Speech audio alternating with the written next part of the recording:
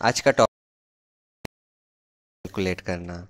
आज मैं आपको बताऊंगा कि कैसे इंपोर्ट के केस में शिपमेंट कॉस्ट को कैलकुलेट की जाती है। Okay, so let's get started. सबसे पहले आपको समझना होगा कि अभी मैं कॉमर्शियल की बात कर रहा हूँ, तो कॉमर्शियल में कुछ फैक्टर्स होते हैं जिनके बारे में आपको पहले मालूम होना चाहिए शिपमेंट कॉस्ट को निकालने से पहले। तो सपोज शिपमेंट कॉस्ट जो है बहुत से फैक्टर्स पर डिपेंड करता है। तो आपको क्या क्या चीज़ें जाननी होगी। तो सबसे पहले तो आपको जानना होगा कि वो जो शिपमेंट इंपोर्ट हो रहा है उस पर ड्यूटी कितनी लगेगी, क्योंकि हर एक प्रोडक्ट पर कुछ ड्यूटी लगती है। वो डिसाइड होता है HSN कोड के थ्रू। इंटरनेशनल ये इंटरनेशनल लेवल है, वो आप इजीली चेक कर सकते हो गूगल से HSN कोड की हेल्प से कि कितना इस प्रोडक्ट पे कितनी ड्यूटी लगनी है।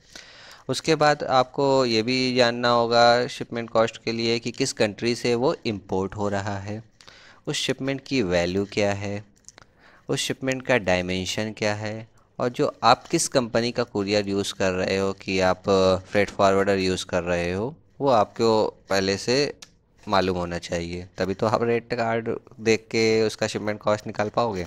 अगर ये सारी डिटेल्स है तो चलिए आपको बताते हैं कैसे निकाला जाता है शिपमेंट कॉस्ट। एग्ज़ाम्पल के लिए हमने कुछ डिटेल्स ली हुई है। ये एक एग्ज़ाम्पल है, ये डिफरेंस हो सकता है, बट ओवरऑल यही मेथड है जो कि शिपमेंट कॉस्ट को कैलकुलेट करने के लिए यूज़ किया जाता है इंडिया में। सबसे पहले आपको जानना होगा शिपमेंट की वैल्यू क्या है। तो हमने एग्ज़ाम्पल के तौर पर ले लिया कि सपोज़ करो आपका जो शिपमेंट है वो करीब फ़िनलैंड से आ रहा है। तो इसकी जो वैल्यू है करीब 1000 यूरो है। उसका जो वेट है 5 kg है। उस पर लगने वाला ड्यूटी 7.5% है। क्लियरेंस कॉस्ट मैं हमने मिनिमम यहाँ पर लिया हुआ है, करीब 1500 इंडियन रुपीज़ में है ये। ओके, और डिलीवरी टर्म्स क्या है? एक्स वर्क, मतलब एक्स वर्क तो पता ही होगा आपको। एक्स वर्क का मतलब जो भी क्लियरेंस होगा, जो भी शिपमेंट कॉस्ट होगा, वो बायर ही बेयर करेगा और बायर ही क्लियरेंस वगैरह कराएगा। IGST उस पर करीब 18% लगेगा। शिपमेंट का डायमेंशन ये है। और यहाँ पर हमने एग्जाम्पल के तौर पर DHL लिया हुआ है। DHL का रेट कार्ड आप इजीली गूगल से डाउनलोड कर सकते हो, वो आपको मिल जाएगा। और अगर फिर भी नहीं है तो मैं डिस्क्रिप्शन बॉक्स में लिंक दे दूंगा PDF की, आप वहाँ से डाउनलोड कर सकते हो। ओके, तो सबसे पहले अब हमारे पास शिपमेंट की वैल्यू आ गई 1000 यूरो। तो अभी हम इसको क्या करेंगे, इंडियन रुपीज़ में कन्वर्ट करेंगे। तो आप देख सकते हो 1000 इंटू 86.39, ये अभी करंट में इंडियन रुपीज़ की वैल्यू है यूरो के अगेंस्ट में। तो टोटल इंडियन रुपीज़ हो गया 8690 रुपीज़ का ये प्रोडक्ट हो गया। अब 5 किलो का शिपमेंट है जो कि DHL के थ्रू आ रहा है। तो हमने रेट कार्ड के अकॉर्डिंग एज्यूम किया है 11,000 INR, इंडियन रुपीज़। ये थोड़ा ज़्यादा है एक्चुअली। फिनलैंड जो कि यूरोप में आता है, तो काफ़ी लॉन्ग डिस्टेंस से आता है, इसलिए थोड़ा चार्जेस जो होता है ज़्यादा है। और उसके अलावा DHL जो इंडिया की काफ़ी बड़ी कंपनी है, वर्ल्ड की काफ़ी बड़ी कंपनी है। सो उसका जो प्राइस है वो थोड़ा सा ज़्यादा है, लेकिन ये नॉर्मली उन कस्टमर के लिए है जो उनके साथ एग्रीमेंट नहीं। अगर किसी कंपनी का DHL के साथ एग्रीमेंट होता है तो वो प्राइस डिफरेंस होता है। ये प्राइस नॉर्मल नॉर्मल लोगों के लिए है, वो जैसे कि एग्रीमेंट वगैरह कुछ नहीं है, डायरेक्ट इंपोर्ट एक्सपोर्ट कर रहे हैं, उस केस के अकॉर्डिंग है। ठीक है। सो अभी हमने क्या किया, अब मुझे शिपमेंट कॉस्ट को कैलकुलेट करने के लिए हम इस पर ड्यूटी ऐड करेंगे। तो आप देख सकते हो मैंने 7.5% ड्यूटी ऐड किया है। यहाँ पर ही कन्फ्यूज़न आता है मेन।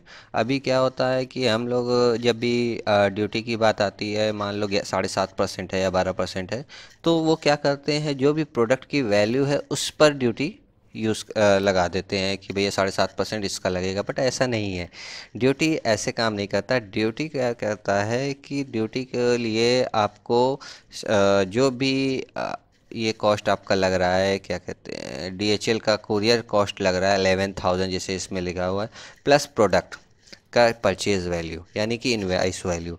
तो इन दोनों को जब आप टोटल करोगे तब उन दोनों की वैल्यू पर 7.5% लगेगा, ना कि खाली प्रोडक्ट पर लगेगा। सो इसका टोटल हो गया करीब 1476 इंडियन रुपीज़। अब क्लियरेंस कॉस्ट क्या है? देखिए क्लियरेंस कॉस्ट क्या है, मैंने 1500 इंडियन रुपीज़ लिया है। अब ये मत समझिएगा कि सब में 1500 लगता है। अगर आप पर्सनल यूज़ के लिए लगा रहे हो तो बहुत सी जगह पे ड्यूटी एग्जेम्पशन होता है, क्लियरेंस कॉस्ट दूसरी तरह होता है। पर कॉमर्शियल यूज़ पे मैंने एग्जांपल के तौर पे एयर शिपमेंट लिया है। सी पोर्ट पे आता है, मान लीजिए कोई कंटेनर आ रहा है तो उसका क्लियरेंस कॉस्ट ज़्यादा होता है। सो यहाँ पर मैंने क्लियरेंस कॉस्ट जो है मान लीजिए एयर शिपमेंट के लिए लिया है जो वाया कुरियर आ रहा है। सो इसमें हमने मान लिया, अज्यूम किया है ऑलमोस्ट इतना ही लगता है 1500। अब उसके बाद शिपमेंट मान लो क्लियरेंस हो गया, उसके बाद उस एयरपोर्ट से वो शिपमेंट जो भी बायर है उसके घर तक तो जाएगा ना, तो उसमें कुछ डिलीवरी कॉस्ट लगेगा, तो करीब 200 में हमने एज्यूम किया है। वो आप डिपेंड करता है कितना दूर है। अगर शिपमेंट 5 किलो का है तो 200 से लेके 1500 के बीच में होता है। पूरे इंडिया में कहीं भी आप भेज दो, मैक्सिमम 1500 से ज़्यादा नहीं जाएगा। अब आपको क्या करना है, को जितने भी ये दिए हुए हैं डिटेल्स सारे को जितना भी टोटल है सबको ऐड कर लेना है। तो हमने यहाँ पर देखिए किया हुआ है, प्रोडक्ट की वैल्यू थी उसे ऐड कर लिया है, डिलीवरी कॉस्ट जो भी लग रहा है डीएचएल का वो कर दिया है, ड्यूटी ऐड कर दिया है, क्लियरेंस ऐड कर दिया है, और आपका डिलीवरी कॉस्ट ऐड कर दिया। इन सब को ऐड करके करीब आया 22,866।